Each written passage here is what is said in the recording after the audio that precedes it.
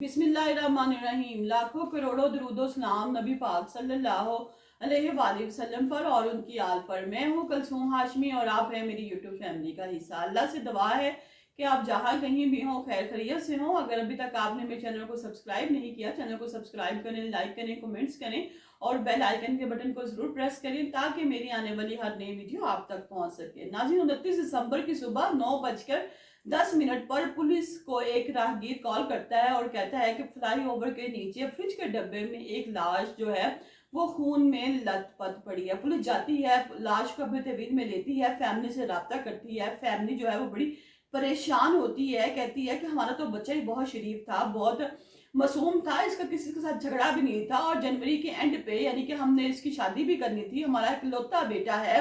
नाज़रीन, ऐसा क्या हुआ, ऐसी कौन सी अनहोनी होगी कि पोस्टमार्टम की जब रिपोर्ट आई तो पता चला कि इस बच्चे को तो गोली भी मारी गई है और गोली मारने के साथ साथ इसके जिस्म के जो हिस्से हैं, मुख्तलिफ हड्डियां हैं, उनको तोड़ा गया है राड की मदद से। लेकिन जब बहुत ज्यादा तहकीकात की पता चला कि इसको तो फ्लाई ओवर से नीचे ही फेंक दिया गया जिसकी वजह से इसके जिस्म की हड्डियां टूट गई। नाज़रीन, तमाम वाकया क्या है, वजह जो है कत्ल की क्या बनी, वो अपने इस ब्लॉग में मैं आपके साथ शेयर करूंगी। लिहाजा शुरू से अंत तक आप इस ब्लॉग में मेरे साथ रहिएगा। नाज़रीन, लाहौर का इलाका है, शफीकाबाद है। घर का जो सरबराह है उनका नाम नदीम है, उनका एक बेटा है, घर का नबील है और नदीम साहब का बेटा है जो कि, और जो नदीम साहब हैं वो दुबई में रहते हैं, दुबई में काम करते हैं। जबकि नबील की जो उम्र है वो 22 साल है और ये इकलौता ही नदीम साहब का बेटा है। शादी के जनवरी के एंड के दिनों में उन्होंने मुकर्रर की गई, इन दिनों में शादी थी ताकि ये जो नदीम साहब हैं ये दुबई से आ सके और बेटे की शादी में शिरकत करें, क्योंकि इस साल में एक दफ़ा ही आते थे। अब बस 28 दिसंबर को जो है नबील अपनी माँ से कहता है कि मैं अपने दोस्तों के साथ जा रहा हूँ, आज रात को देर से आऊँगा, आप मेरा लेट मत कीजिएगा, आप खाना खा के सो जाइएगा, मैं आऊँगा तो आकर खुद ही लेट जाऊँगा। माँ कहती है ठीक है। पहले भी जो है नबील इस तरह करता था तो माँ बड़ी मुतमिन हो गई, माँ इंतजार करने के बजाय खाना खाया लेट गई। लेकिन जब माँ सुबह उठी तो क्या देखती है कि अभी तक जो नबील है वो वापस नहीं आया। वो बड़ी परेशान होती है, नबील के दोस्त एहसन को कॉल करती है तो एहसन कहता है कि नहीं माँ जी, ऐसी तो कोई बात नहीं है, हमारे साथ तो उसका कोई प्रोग्राम ही नहीं था। माँ ने कहा पहले भी तो तुम लोगों के साथ ही जाता है।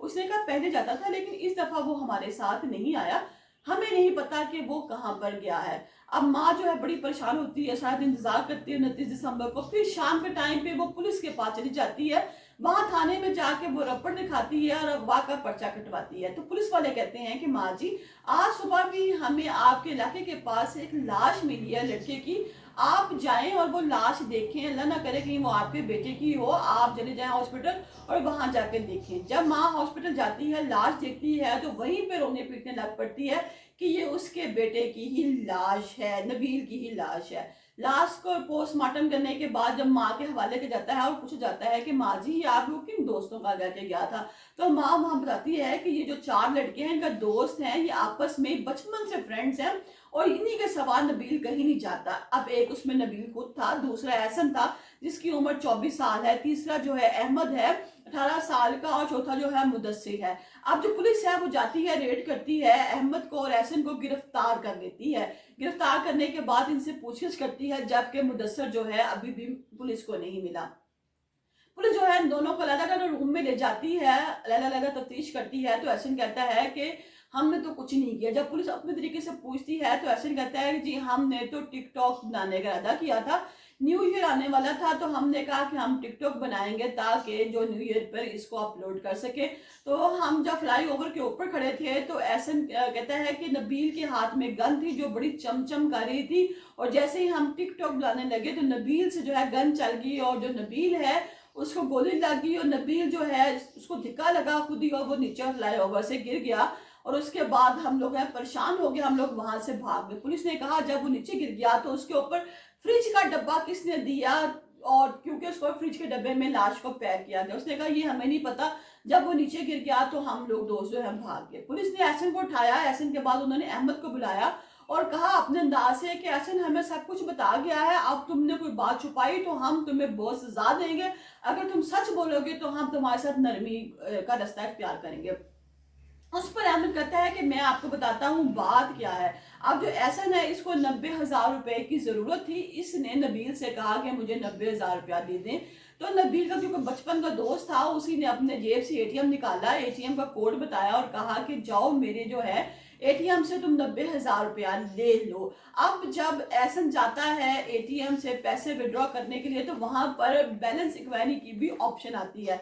ऐसे ही एहसन के दिल में ख्याल आया कि मैं देखूं भला नबील के अकाउंट में कितने पैसे हैं। जैसे ही वो बैलेंस इंक्वायरी पे जाता है तो देखता है उसकी आंखें खुली की खुली रह जाती हैं, क्योंकि जो नबील है उसके अकाउंट में काफी लाखों के हिसाब से रकम होती है, क्योंकि जो उसके वाले साहब दुबई में होते हैं वो जो रकम है वो नबील के अकाउंट में ही भिजवाते थे।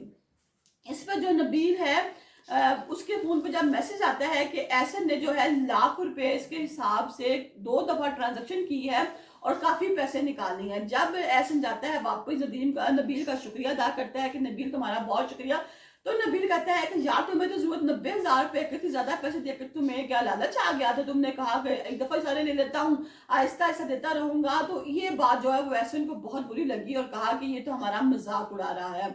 इस पे वो उस वक्त तो खामोश रहा, लेकिन नबील के जाने के बाद जो है उसने दोनों दोस्तों को बताया, अहमद और मुदस्सिर को, कि जो नबील है इसके अकाउंट में तो बहुत पैसे हैं, तुम लोगों ने काफी लोगों की रकम देनी है, मुझे तो नबील के एटीएम कोड का भी पता है, तो क्यों ना हम नबील को खत्म कर दें और इसके एटीएम से पैसे निकाल लें जो कि लाखों के हिसाब से हैं, और उसके बाद जो है हम जिसका लोन देना होगा लोन दे देंगे और यहाँ से चले जाएंगे।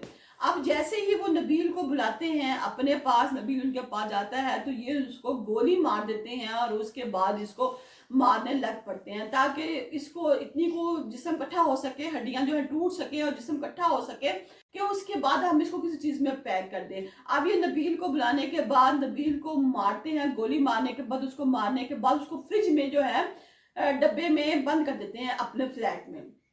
जब उसको लेकर जा रहे हैं रास्ते में तो आगे क्या देखते हैं कि पुलिस जो है नाका लगा के खड़ी है। जैसे ही बत्ती चौक फ्लाईओवर के पास ये पहुंचते हैं तो इनको पुलिस जो है वहां पे नजर आती है, तो ये जो है फ्रिज वाला डब्बा उठा के कि कहीं हम आगे जाएंगे हमारी तलाशी होगी, तो फ्रिज वाला डब्बा उठा के जो है पुल से नीचे फेंक देते हैं और खुद जो है वहां से भाग जाते हैं। हालांकि अभी तक इन्होंने एटीएम से जो रकम जिसके लिए इस बच्चे का कत्ल किया गया वो भी विड्रॉ नहीं की थी, सिर्फ इन पे वहशत तारी होगी कि अगर हम लोग पकड़े जाएंगे। जैसे ही इन लोग ने बिल्कुल नीचे फेंकते हैं इसके बाद ये अपने अपने घरों में वापस चले जाते हैं, लेकिन जो मुदस्सिर है वो अपने घर भी नहीं जाता, कहीं और चला जाता है। और जब इसके वालिदैन को पता चलता है कि मुदस्सिर का जो नाम है ये इस केस में आ रहा है तो ये कबल ज़बरकत जो है गिरफ्तारी जमानत ये करवा लेते हैं। लेकिन एहसन और अहमद जो हैं वो अभी भी पुलिस की है हिरासत में है और पुलिस इनसे तफ्तीश कर रही है।